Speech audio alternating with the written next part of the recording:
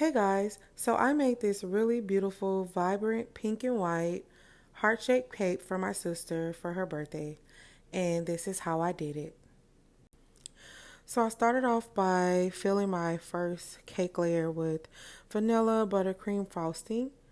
From there, I placed the second layer of cake on top, and I used a 6-inch round cake pan to do this heart-shaped cake.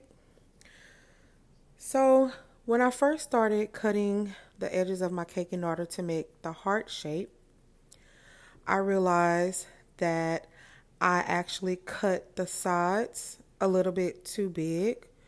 So I cut the sides bigger than what I actually needed to. And this was a simple mistake that I did make. And I left this portion of the video in just in case I have any beginners watching this tutorial so that you don't make the same mistake that I made. So I reassembled my cake to its original shape, which was the round shape, just by placing the icing on the inside of the cake where I cut it, and then I stuck it back to the cake. And then I proceeded to add a little bit of icing around the edges so that the whole cake can stick together. So that's how I was easily able to fix my mistake. So I started again, but this time I used the opposite edge of the cake from where I originally cut in order to make the heart shape. And as you can see here, I had a little bit of the cake just falling off just a bit from where I first made the mistake. I was able to easily fix it with the frosting. Next, I added frosting to the top part of the cake where I needed to make the heart shape, and here it is. I was very happy with the result of the heart shape. Now I am doing a crumb coat. A crumb coat is basically adding a thin layer of icing to your cake so that it can keep the crumbs on the cake. And once you do the final icing for your cake, you won't have crumbs on that final layer of icing. All you'll see is the white icing or whatever color icing that you choose. That way it won't look crummy. You won't have little specks of cake in your frosting during your final look. So once I crumb coated my cake and I was happy with the crumb coating, I took that cake and I put it in the refrigerator, or you can put it in the freezer. But I put mine in the fridge for about 30 minutes to give that crumb coating icing some time to harden up so that I can easily apply my final coating of frosting. So now I'm applying my final coat of frosting. My sister wanted her cake in the color pink, so I colored some white frosting with pink food coloring and got this very beautiful, vibrant pink color. Once I cover my entire cake in the pink frosting, what I'm doing here is spreading out and smoothing out my frosting.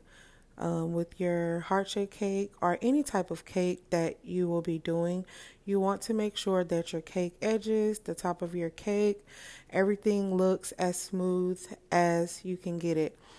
Now, all of your cakes won't look perfect. The icing won't look perfect. The smoothness of the cake will not look perfect. And this is just from me decorating cakes for almost 10 years now. I've learned that your cakes just won't look perfect. I don't know about you guys, but that's me. But I try to make my cakes look as good and as smooth as I possibly can get them. And I'm just going to leave that where it's at.